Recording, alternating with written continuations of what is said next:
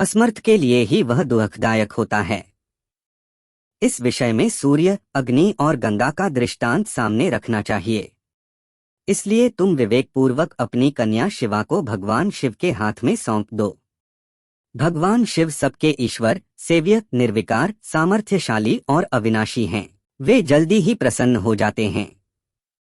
आठ शिवा को ग्रहण कर लेंगे, इसमें संशय नहीं है। विशेषतः वे तपस्या से वश में हो जाते हैं। यदि शिवा तप करे तो सब काम ठीक हो जाएगा। सर्वेश्वर शिव सर्व प्रकार से समर्थ हैं।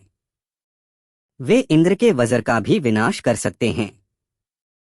ब्रह्मा जी उनके अधीन हैं तथा वे सबको सुख देने वाले हैं। पार्वती भगवान शंकर की प्यारी पत्नी होगी।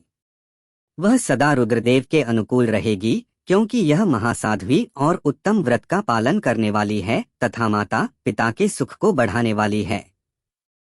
यह तपस्या करके भगवान शिव के मन को अपने वश में कर लेगी और वे भगवान भी इसके सिवा किसी दूसरी स्त्री से विवाह नहीं करेंगे। इन दोनों का प्रेम एक दूसरे के अनुरूप है। वैसा उच्चकोटि का प्रेम न तो किसी का हुआ है, न इस समय है और न आगे होगा।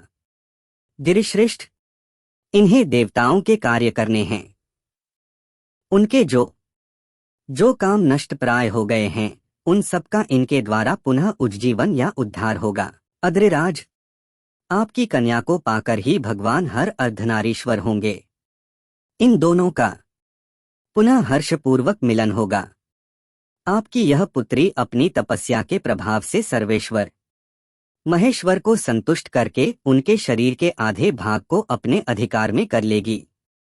उनका अर्धांग बन जाएगी। गिरिश्रेष्ठ, तुम्हें अपनी यह कन्या भगवान शंकर के सिवा दूसरे किसी को नहीं देनी चाहिए। यह देवताओं का गुप्त रहस्य है, इसे कभी प्रकाशित नहीं करना चाहिए।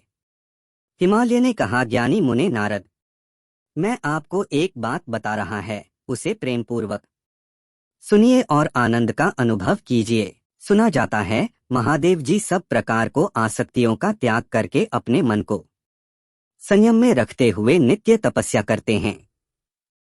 देवताओं की भी दृष्टि में नहीं आते। देवर्षि, ध्यान मार्ग में स्थित हुए वे भगवान शंभु परब्रह्म में लगाए हुए अपने मन को कैसे हटाएंगे?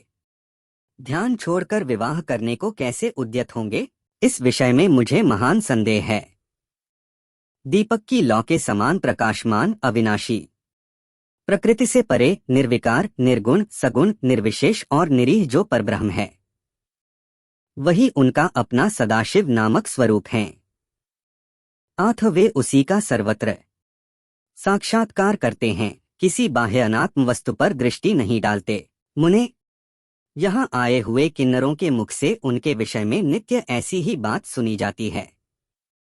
क्या वह बात मिथ्या ही है? विशेषतः यह बात भी सुनने में आती है कि भगवान हर ने पूर्व काल में सती के समक्ष एक प्रतिज्ञा की थी। उन्होंने कहा था, दक्ष कुमारी प्यारी सती, मैं तुम्हारे सिवा दूसरी किसी स्त्री का अपनी पत्नी बनाने के लिए न वरण करूंगा न ग्रहण। यह मैं तुमसे सत्य कहता हूँ। इस प्रकार सती के साथ उन्होंने पहले ही प्रतिज्ञा कर ली है।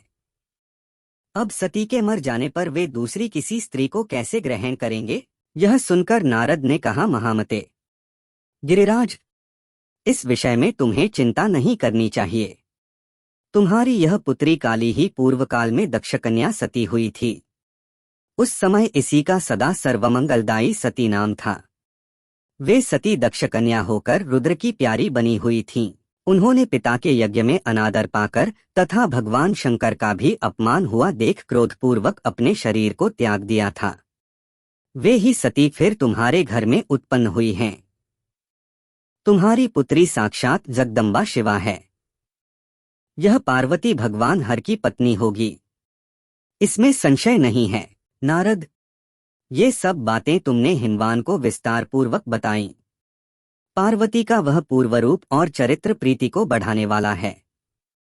काली के उस संपूर्ण पूर्व वृत्तांत को तुम्हारे मुख से सुनकर हिमवान अपनी पत्नी और पुत्र के साथ तत्काल संदेह रहित हो गए। इसी तरह तुम्हारे मुख से अपनी उस पूर्वकथा को सुनकर काली ने लज्जा के मारे मस्तक झुका लिया और उसके मुख पर मंद मुस्कान की प्रभा फैल गई। गिरिराज हिमालय पार्वती के उस चरित्र को सुनकर उसके माथे पर हाथ फेरने लगे और मस्तक मूंदकर उसे अपने आसन के पास ही बिठा लिया। नारद इसके पश्चात उसी क्षण प्रसन्नतापूर्वक स्वर्गलोक को चले गए और गिरिराज हिमवान भी मन ही मन आनंद से युक्त हो अपने सर्वसंपत्तिशाली मनोहर भवन में प्रविष्ट हो गए। अगर आप हमारे ज्ञान चैनल पर नए हैं तो प्लीज़ सब्सक्राइब कीजिए और आपको वीडियो पसंद आया हो तो लाइक कीजिए ताकि ऐसे ही अच्छी वीडियोस हम आपके लिए ला सके। धन्यवाद।